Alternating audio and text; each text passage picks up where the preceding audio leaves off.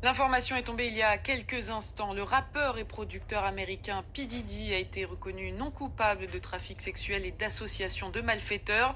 Il n'encourt donc pas la prison à perpétuité.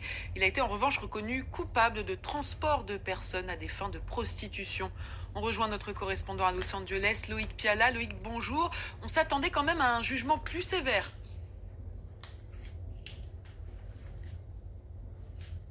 Oui, c'est une petite surprise, hein, ce verdict.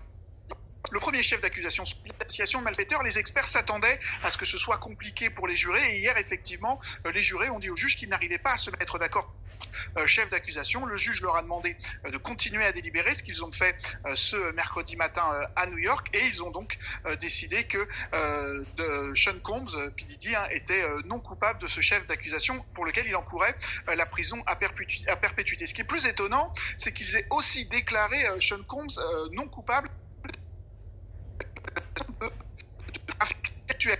Tout au long de ce procès ultra médiatisé, on a eu énormément de détails donnés sur ces freak-offs, ces orgies presque médicalement assistées que la star de la musique organisait. Il forçait ses compagnes à multiplier les actes sexuels avec des escortes masculins qu'il rémunérait. Et il y avait tellement c'était tellement bien documenté et tellement choquant parfois qu'on s'attendait vraiment à ce que les jurés ne se posent pas de questions sur ces deux chefs d'accusation. Ils l'ont fait. Visiblement, la stratégie de la défense de Sean Combs, qui a été d'insister sur les textos qu'ont envoyés les compagnes de Sean Combs, hein, Cassie Ventura, une chanteuse qui a été sa compagne pendant des années, et puis Jane, c'est un pseudonyme qui a été sa compagne au moment de son septembre dernier.